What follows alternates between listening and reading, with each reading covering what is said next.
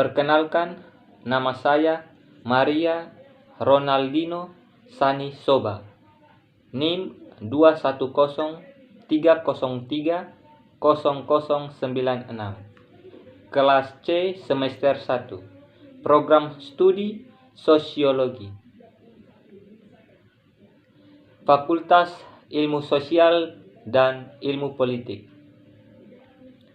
Saya akan mereview dari judul buku Dasar-Dasar Ilmu Politik, khususnya bab 1 tentang sifat, arti, dan hubungan ilmu politik dengan ilmu pengetahuan lainnya. Ilmu politik lahir pada akhir abad 19. Pada tahap itu, ilmu politik berkembang secara pesat, berdampingan dengan cabang-cabang ilmu sosial lainnya, seperti sosiologi, antropologi, ekonomi, dan psikologi. Sesudah Perang Dunia Kedua, perkembangan ilmu politik semakin pesat lagi. Pesatnya perkembangan ilmu politik sesudah Perang Dunia Kedua tersebut juga disebabkan karena dapat dorongan kuat dari beberapa badan internasional, terutama UNESCO. Di Indonesia pun didirikan fakultas-fakultas yang serupa, yang dinamakan Fakultas Ilmu Sosial dan Ilmu Politik, seperti di Universitas Gadjah Mada, Yogyakarta. Selain itu, ada juga Fakultas Ilmu Sosial, kemudian berganti nama menjadi Fakultas Ilmu Sosial dan Ilmu Politik, seperti di Universitas Indonesia. Apa sih ilmu politik itu? Ilmu politik adalah ilmu yang mempelajari politik atau kepolitikan. Politik adalah usaha menggapai kehidupan yang lebih baik. Politik memiliki arti penting karena sejak dahulu kala masyarakat mengatur kehidupan kolektif dengan baik, mengingat masyarakat sering menghadapi terbatasnya sumber alam atau perlu dicari. Dasar-dasar ilmu politik atau cara distribusi sumber daya agar semua warga merasa bahagia dan puas. Ini adalah politik. Saat ini, definisi mengenai politik yang sangat normatif itu telah terdesak oleh definisi-definisi lain yang lebih menekankan pada upaya untuk mencapai masyarakat yang baik, seperti kekuasaan, pembuat keputusan, kebijakan, alokasi nilai, dan sebagainya. Adapun konsep-konsep penting dalam ilmu politik. Yang pertama, negara. Negara adalah suatu organisasi dalam suatu wilayah yang memiliki kekuasaan tertinggi yang sah, yang ditaati oleh rakyatnya. Yang kedua, kekuasaan. Kekuasaan adalah kemampuan seseorang atau suatu kelompok untuk memengaruhi perilaku seseorang atau kelompok lain sesuai dengan keinginan para pelaku. Yang ketiga, pengambilan keputusan. Pengambilan keputusan sebagai konsep pokok dari politik menyangkut keputusan-keputusan yang diambil secara kolektif, mengikat seluruh masyarakat. Yang keempat, kebijakan umum.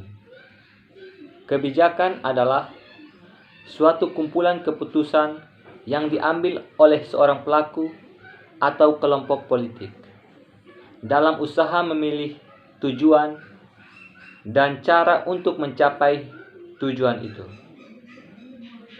Pada prinsipnya, pihak yang membuat kebijakan-kebijakan itu mempunyai kekuasaan untuk melaksanakannya.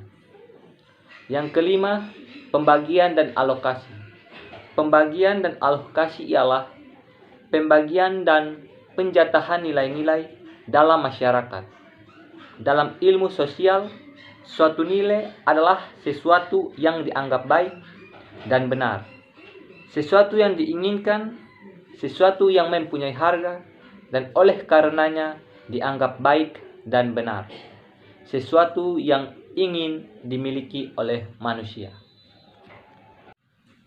Ilmu politik dibagi dalam 4 bagian, yaitu teori politik.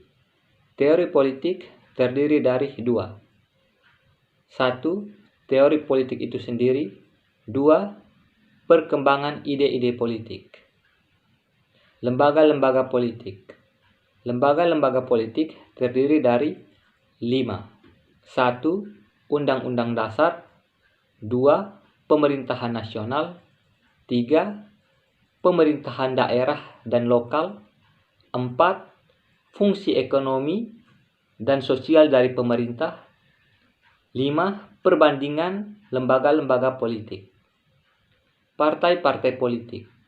Partai-partai politik terdiri dari 4. 1. Partai-partai politik itu sendiri.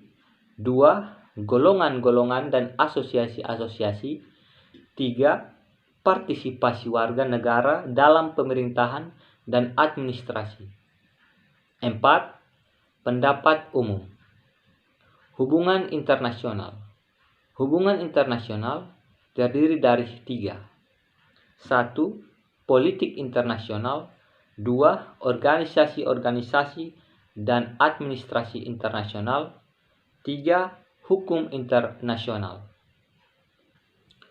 Ilmu politik memiliki hubungan dengan ilmu-ilmu sosial lainnya seperti sejarah, filsafat, sosiologi, antropologi, ilmu ekonomi, psikologi sosial, geografi, dan ilmu hukum.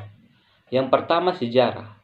Sejarah merupakan alat yang paling penting bagi ilmu politik oleh karena menyumbang bahan, yaitu data dan fakta dari masa lampau untuk diolah lebih lanjut. Yang kedua, filsafat. Ilmu politik erat hubungannya dengan filsafat politik, yaitu bagian dari filsafat yang menyangkut kehidupan politik, terutama mengenai sifat hakiki, asal mula, dan nilai dari negara. Yang ketiga, sosiologi. Sosiologi membantu sarjana ilmu politik dalam usahanya memahami latar belakang, susunan dan pola kehidupan sosial dari berbagai golongan dan kelompok dari masyarakat. Yang keempat, antropologi. Dalam membantu ilmu politik, antropologi menyumbang pengertian dan teori kedudukan serta peran berbagai satuan sosial budaya yang lebih kecil dan sederhana. Yang kelima, ilmu ekonomi. Dengan pesatnya perkembangan ilmu ekonomi modern, khususnya ekonomi internasional, kerjasama antara ilmu politik dan ilmu ekonomi makin dibutuhkan untuk menganalisis siasat-siasat pembangunan nasional. Yang keenam, psikologi sosial. Psikologi sosial juga dapat menjelaskan bagaimana kepemimpinan tidak resmi turut menentukan hasil suatu keputusan dalam kebijakan politik dan kenegaraan. Yang ketujuh, geografi. Geografi memengaruhi karakter dan kehidupan nasional dari rakyat, dan karena itu mutlak harus diperhitungkan dalam menyusun politik luar negeri dan politik nasional. Yang kedelapan, ilmu hukum.